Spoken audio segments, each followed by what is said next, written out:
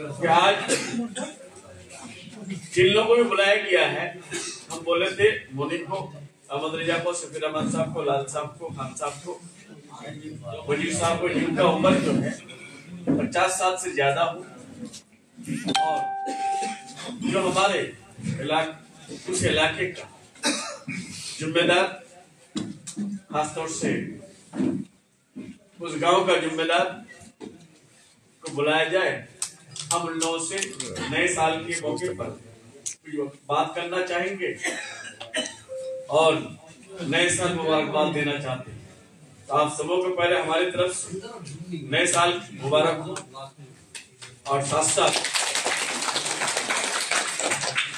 नए साल की खुशियां, नए साल की कामयाबी आप सबों को मुबारक हो और उम्मीद है कि नए साल में कामयाब भी होंगे और ये साल जो हमारे जिंदगी में, ग्वालपुर की जिंदगी में, इस्लामपुर सब डिवीजन, उत्तर दिनाजपुर, बंगाल और पूरे भारत में खुशियां लेके आएंगे। दूसरी बात, हमारा उम्र 53 साल है। अपनी उम्र का सब लोग, हम लोग 70%, 70%, 80%, कोई 90% हम लोग मिला चुके हैं। हमारे पास से बुला गया है कितना, वैसे अल्लाह भगवान जिसको जब चाहेगा बुला लेगा। लेकिन आज जो है, जो बच्ची खच्ची उम्र है, हम आप लोगों से एक रिक्वेस्ट है। ये रिक्वेस्ट कैसा कि हम लोग तालीम के पीछे बहुत पीछे हैं,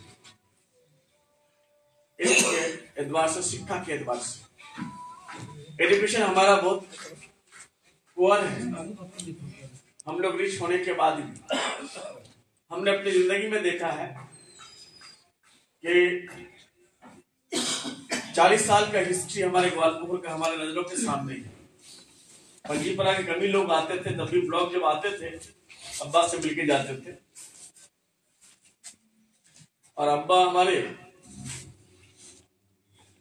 इसलिए इधर ये रूट नहीं था, ग्वालों से विपरीत तक इधर ये रोड नहीं था। और पंजीपरा के लोग भी थाना जब आते थे तो दिक्कतें होती थी। उस वक्त से अब्बा कहते थे कि ये फन्ना आदमी है, ये ऐसा है, वो ऐसा है, इस तरह से बोलते थे।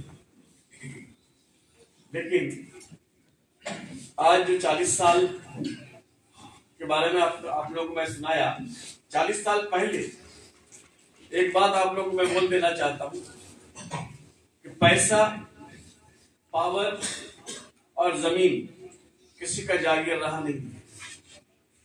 आज आपके पास है, कल दूसरे के पास होगा, परसों तीसरे के पास होगा। ये दुनिया का दस्तूर है।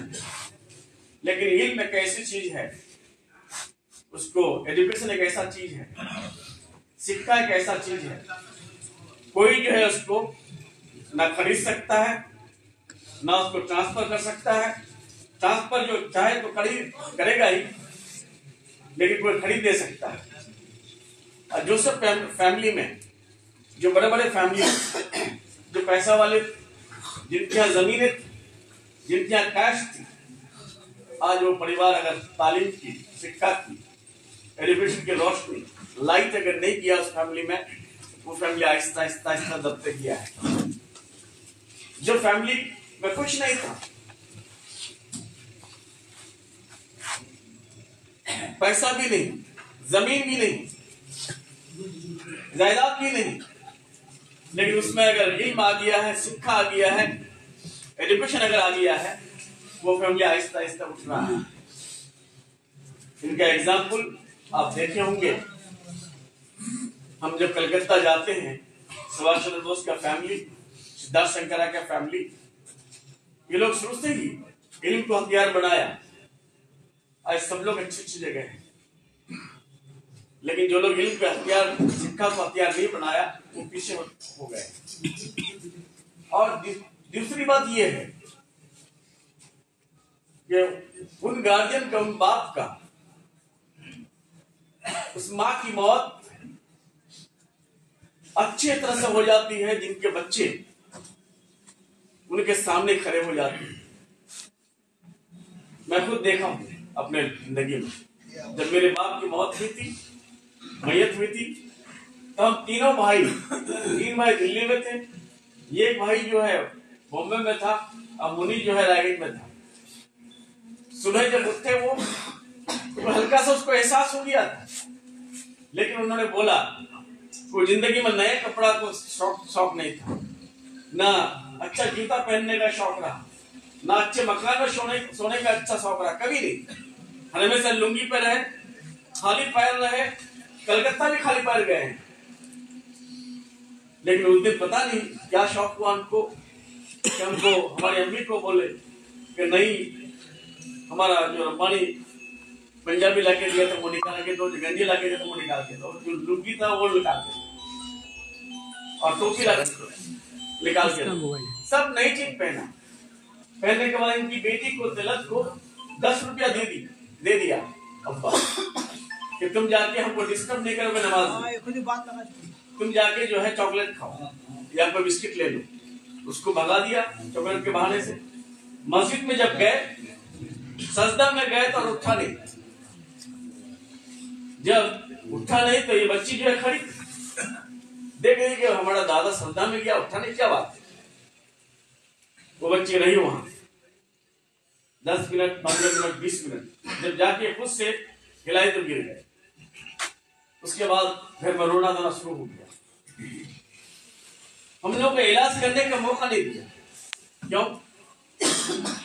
उनको अपने औलाद को देखा, वो हमेशा member of parliament, member of legislative assembly, MLA, MPs, ministers, पढ़े लिखे ज्यादा नहीं थे, लेकिन उनका सोहबत हमेशा अच्छे लोगों के साथ रहा।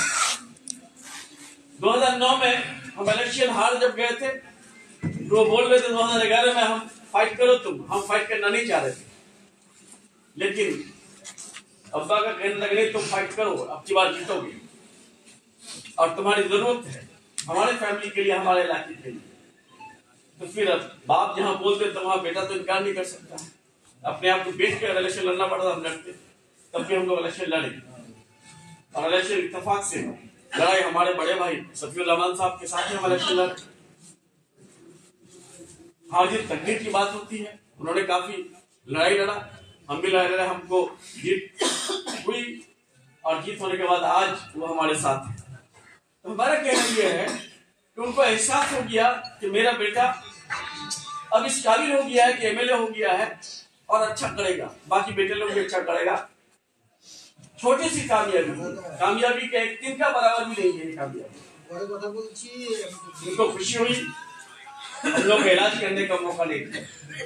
तो ठीक इसी तरह से आज मैं आप लोगों को बोल रहा हूँ, जिनके बच्चे गार्जियन के सामने, बाप के सामने, माँ के सामने सक्सेसफुल है, फुल सक्सेसफुल तो कभी नहीं इंसान होता है, थोड़ा सा अगर सक्सेस हो जाए, उस बाप की मैयत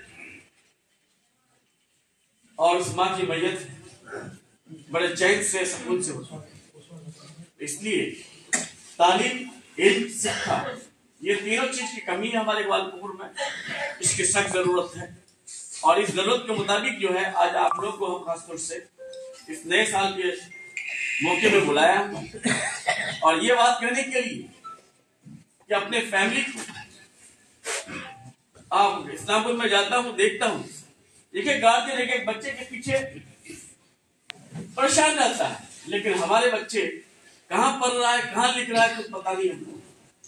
कभी ईमानदारी से बोलिए तो रात को हम पढ़ने के लिए बोले अपने औलाद को, बोलते हैं? नहीं बोलते। सुबह उठा के पढ़ाते नहीं पढ़ाते। मेरी माँ जो है सुबह 3 बजे भोर उठा करके, उस वक्त लाइट नहीं होता था, आंख में जो है पानी दे करके चाय बना के देने के बाद जाकर वो सोती थी, हम पढ़ते थे।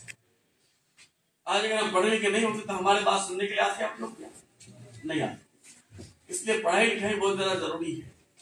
और साथ साथ सामने इलेक्शन भी है, पंचायत इलेक्शन में हम किसी के वोट में गए थे कि हराने के लिए, हरा थी। तकलीफ की बात यह है, जो सभाधिपति रहे, जो मेंटर रहे, प्रधान ने उनको भी हार गया। तो हार जीत होती है, लेकिन आज जो हारे हैं, जो जीते हैं, सारे लोग यहाँ हैं। आप लोग अपने दिल व दिमाग से स्वामी बीजेपी वरिष्ठ नेता उन्हें बाइक देखছিলাম उन्हें निजे बोलছে कि डेमोक्रेसी रहेगा नहीं, फेडरल स्ट्रक्चर टूट जाएगा।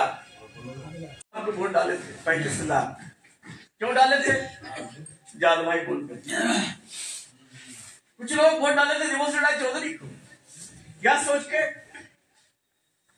कि ये 2 करोड़ जॉब 15 लाख अकाउंट में, और ये उनसे क्यों सवाल नहीं होता है? सलीम साहब से क्यों सवाल नहीं हुआ? श्रीमती दीपादा मुझे से क्यों सवाल नहीं हुआ? देवश्री राय चौधरी से क्यों सवाल नहीं हुआ? क्यों नहीं हुआ जानते हैं?